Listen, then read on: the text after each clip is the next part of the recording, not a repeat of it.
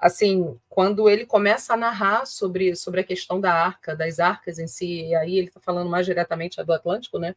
Agora, e por que as arcas estão nas mãos dos nórdicos, né? Que os nórdicos assumiram temporariamente o controle dessa dita arca, e a gente está falando aqui objetivamente da do Atlântico, né? É que ali até então a maior parte do controle, não controle total, estava nas mãos dos Estados Unidos, né? Não total, você tinha outras nações envolvidas, mas não era algo que era um consenso mundial. Exatamente. Né? Tinha alguns poucos países assumindo o controle. Né? Isso. Por outro lado, quando os nórdicos nos olham, né, e veem a tecnologia que eles têm e a nossa, sim, e ele faz a comparação, é como pegar alguém que vive numa metrópole tipo Nova York e comparar com um indígena da Amazônia. Ou que vive uma pessoa, ele usa muito uma pessoa que vive na Índia, né, sem esse acesso à alta tecnologia, né, e você pegar um cidadão de Nova York que está todo ali high-tech, né, com tudo na mão, é como se pegasse nós aqui, humaninhos, réis humanos, né, para uma escala maior de acesso à IA, né, à inteligência artificial, e eles têm esse domínio, e colocar, é o que a gente fala, né, colocar criança para brincar com brinquedo de gente grande. Não é, né? Então, e essa visão do JP eu partilho totalmente. Sim, né? nós, então, né? assim, as arcas, elas precisam ser utilizadas por nós. Sim. Só que, na verdade, por mais que sejam os humanos que tenham a autorização, a chave genética para abrir, para deixá-las ligadas, são né? nossas, somos né? nós que ligamos a nossa as história arcas, que está ali. né? Isso. Mas, ao mesmo tempo, a gente não sabe como elas funcionam, enquanto que os nórdicos sabem. Sim. Né? Então, ele dá exemplo. Então, pega esse cara lá de Nova York, com celular de última geração, ele pode ir lá para o indígena que vive isolado no meio da Amazônia e dizer assim, ó, aqui, ó, se tu aperta aqui, vai dar para ver vídeo, olha só. Então, aquele cara que não sabe, no caso nós, os humanos, podem observar e estar junto e aprender como usa num trabalho conjunto, né? Sim. Então, assim, ele não fica aborrecido, nem acha que seja uma coisa ruim os nórdicos estarem tomando conta que realmente se largar na nossa mão, e vamos que vamos, né? A gente já fez tanta bobagem aqui, quanto humaninho, né? A gente não fala que nós somos crianças de fraldinha aqui, que eles ficam olhando. Então, assim, qual é a intenção? É sim deixar para todos os povos, e também, ele fala isso que é importante, o equilíbrio. Não é ficar mais nas mãos dos Estados Unidos do que no da Rússia, do que no da França, do que na... Não. É para ser repartido com todos, porque ali está a verdadeira história da humanidade. E essa história diz respeito a nós. Então, o que eles vão fazer é o seguinte, vamos controlar esse parquinho aqui, tá? Vocês não vão mexer em coisas aqui que vocês não sabem, até com cuidado, e também para equilibrar essa questão, porque, vamos combinar, gente, para começar uma briguinha bonita ali de que é meu, eu fico com um quarto maior, você vai ficar comendo. A gente sabe o que é isso aqui. Inclusive, ele fala também que tem intraterrenos ali no meio dessa bafucada toda, né? Tá ali, tão juntos, né? E sim, as arcas estão ligadas, né? Já tinha falado, a gente fala isso, arrepia, né? Já vem aquele a gente já escuta o barulho. A gente já escuta o barulho. E, assim, elas estão ligadas, estão preparadas, né? E a gente precisa ter responsabilidade para assumir qualquer coisa. E, no momento, vamos lá, vocês vão concordar com a gente. Vamos caminhar mais um pouquinho, né? Precisa daquela questão das pessoas certas, na hora certa, para a coisa funcionar. E no português chulo, para não dar mais cagada, pelo amor, porque não tem tempo para dar mais cagada nesse negócio aqui. Né? Então, a gente precisa fazer a coisa certa. E aí ele fala justamente dessa diferença da vibe, literalmente é isso, da vibração desses nórdicos que estão na arca para esses nórdicos que receberam eles nesse experimento em si do hospital, que é diferente. Né? E a gente pode pular para aquele outro vídeo, que é o mais recente, né? Isso, só complementando, que teve uma coisa que ele usou do Fish, né? Que o Dr. Michael Salles, que recentemente ele tinha passado por uma outra experiência que também envolvia um certo tipo de avaliação médica, só que junto numa nave com os nórdicos também. e que ele estava dirigindo, viu a nave e foi, né? Foi aparecer com o meu nome mesmo, Yosef, né? Yosef, isso. E aí deram um líquido azul para ele tomar, ele tomou, não se sentiu muito bem depois, teve alguns efeitos meio estranhos, mas ele sentiu que não tinha algo ruim ali, a sensação era boa. E aí o Dr. Michael Salla pergunta para ele, tá, mas você sentiu também essa coisa de um impulso para ir para a nave, essa coisa assim como se estivesse sendo controlado mentalmente para ir para essa nave nesse dia do experimento com o Yosef? Sim. E ele diz assim, não, é como a gente vai pescar, sabe aquela coisa de botar minhoca no anzol, e aí tem a minhoca certa para o peixe certo? Quando eu vi a nave descendo, aquele ali foi a minha isca, eu sabia que era para lá, né? Eu fui pescado, eu fui fisgado, mas eu sabia, eu fui por minha vontade, porque eu quis. De forma consciente, né? Aquela era a isca certa para mim, eu achei uma graça. E ele fala, inclusive, da questão do Brasil também, né? Daquele relato que dá aqui, era isso que estava falando, né? E eu lembro desse relato dele, que ele fala da luz forte, né? Que chegou e tal, de como é que se desenrolou isso. É importante, gente, por isso que nesses momentos, e a coisa... e tem outra coisa, outro relato, que ele diz que as coisas vão se intensificar muito agora em 2024, que nós vamos ter mais pessoas aí, mais denunciantes, né? O disclosure vai se intensificar, vamos ver muito mais denunciantes aparecendo, mas muito, assim, uma quantidade considerável. Pelo que ele deixou ali também dito, essa questão das tecnologias, isso também acho que vai vir, eu estou falando me arrepiando, isso vai vir com força, ou seja, as coisas vão chegar, a gente vai ver muita coisa acontecendo em 2024, para a gente estar preparado para isso, né? É aquele negócio, apertem os cintos, porque vem muita informação, vem muita coisa, e atrás do que vem sendo liberado, a gente sabe que vem o quê? Vem aquele total interesse em não deixar isso acontecer.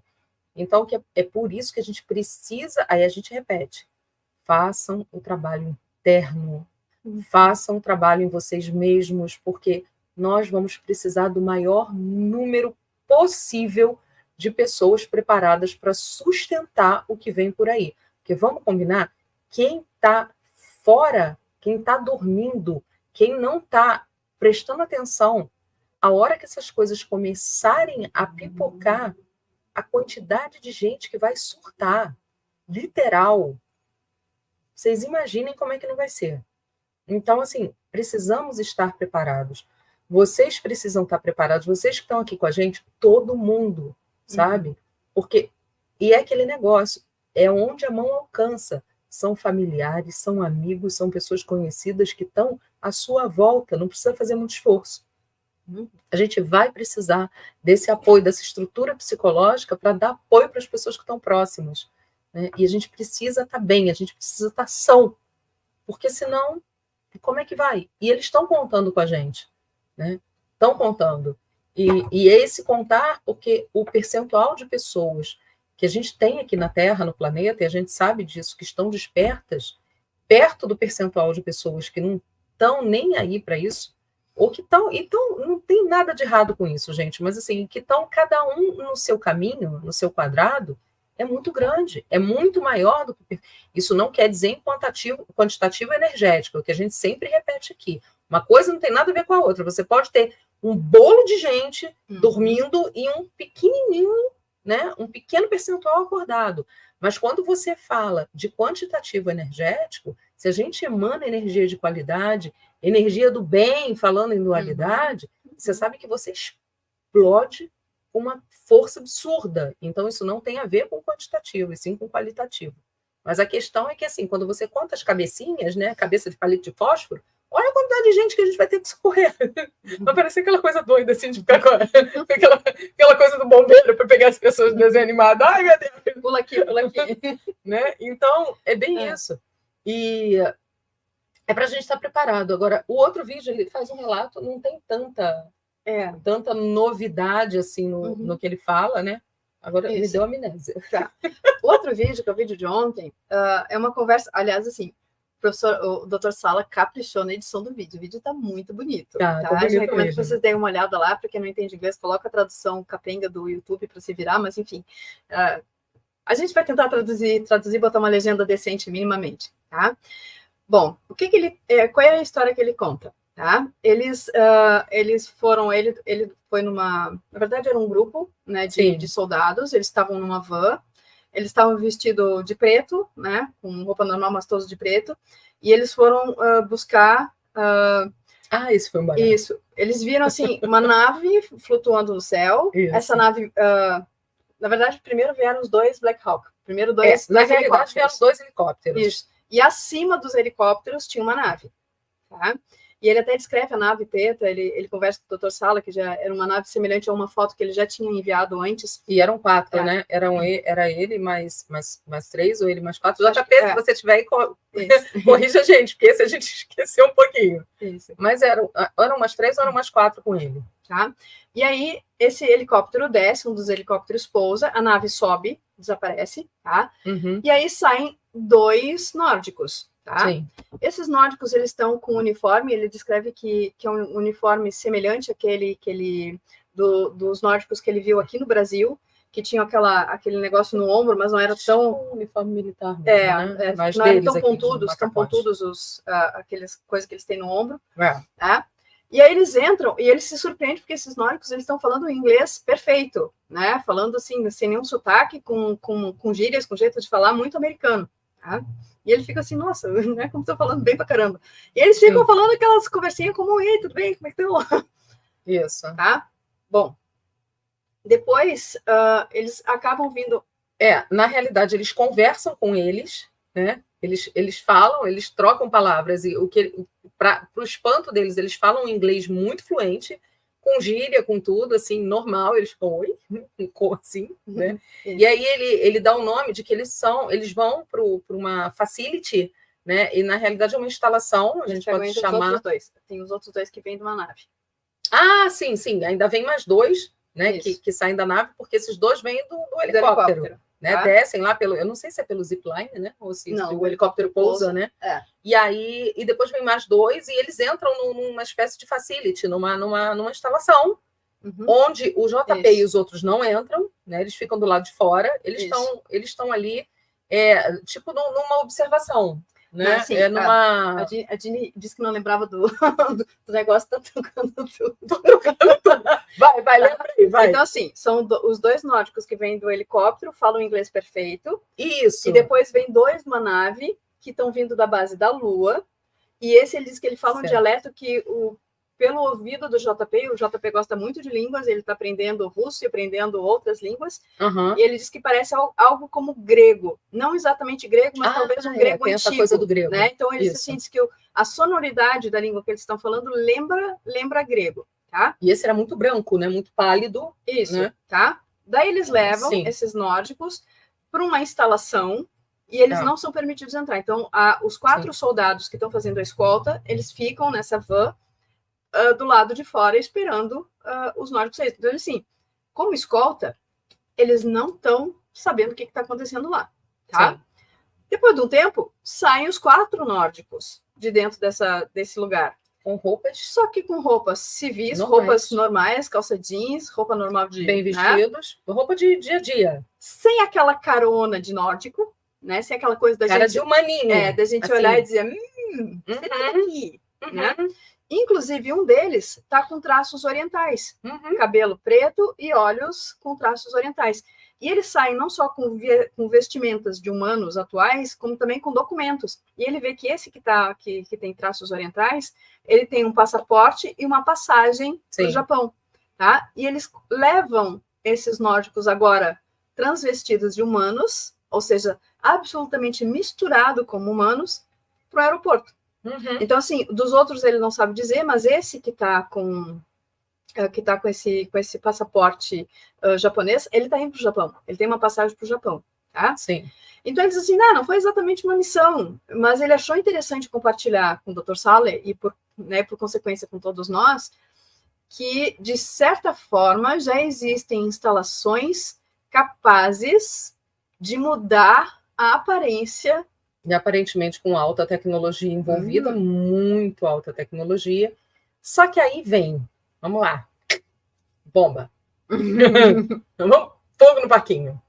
O que acontece aqui com as maricotas? Vocês sabem que a gente pratica exercício de visão extradimensional já há algum tempo, né? E num dado momento, isso vai de encontro a uma coisa que lá no passado a gente assistiu, que foi justamente essa chegada, isso já tem muito mais de um ano, né? Sim, acho que uns 2 anos, um ano e 8 meses, por aí. Em que a gente foi via... finalzinho de 2021. 22? Logo que você voltou Quando voltou Quando eu voltei de Portugal. De Portugal. Então vamos para a história de Portugal. Isso. Né? Eu vou fazer esse relato para vocês e a gente vai entrar no que a gente viu logo depois disso. Estou eu visitando a família nos Açores, em Portugal. Fizemos uma escala em Lisboa, uma escala longa de 8 horas, e fomos parar. A gente estava Moraram por um dia. Morou no aeroporto, tá? Então a gente ficou ali naquela coisa de conexão, né? Que você passa mofa, literalmente, dentro do aeroporto. E aí eu estava sentada com a minha família, e num dado momento, já cansada de estar ali, entra no restaurante, assim, de frente para mim, numa mesa de lado, um rapaz alto, muito alto, louro, muito louro, cabelo branco, pálido, quase, muito alto de novo, mas muito, né, magro, e vem andando. Na hora que ele chega, mas assim, vamos lá, gente, a gente está num dos aeroportos mais movimentados do mundo, com várias nacionalidades, com gente ali andando. Podia ser um alemão, podia ser um escandinavo, podia ser um russo, né? Você tem. Podia, mas não chama atenção. Pois é. E a gente, pegando essa história da Dini, que vocês vão ver o que vai dar, faz sentido que esteja acontecendo isso que o JP relatou. Vai lá, Dini, termina a história. Que me atravessei. Então, gente, mas a gente é assim, né? Então, e a gente adora. E aí, nesse dado momento em que ele chega, me vem uma onda. Eu sinto aquele negócio assim. O que é isso? E aí, mas é uma onda, gente. Aí o negócio vem de novo. Eu falei, ai, papai. E eu tô com o meu ex-marido do lado, né? E aí ele fala, o que está acontecendo contigo? Eu falei, eu não sei, isso é que eu tô sentindo um calor. Gente, começou a me dar um calor. E eu estava toda encapotada, que era inverno. Tá? Era inverno, e eu comecei a sentir um calor, e aí eu comecei a arrancar. Eu estava com um casaco, estava com um cachecol, eu comecei a arrancar aquilo tudo. E aí eu olhava para o homem e falava, gente, essa criatura é um ET. Mas não é um ET feito a gente aqui. A gente é ET, beleza. Né? Eu falei, um ET, consciente. É ET. Eu falei, é um ET. Meu filho, coitado, estava assim, mãe, para. Adolescente do lado. E aquele negócio só fazia assim, e eu quase ia para trás, assim, parecia que eu estava numa marola. E eu, gente, o que está acontecendo? E eu falei... E o moço até agora está lá, sentadinho na mesa de frente. Na mesa, de lado, assim. De lado, ele está de lado. Fica de lado, Anne. Estou eu aqui assim, ele está de lado, né?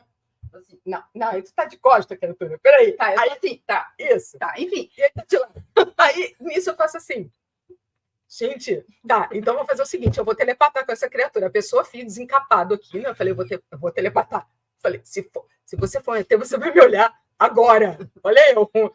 A criatura tá assim, ele faz assim para mim.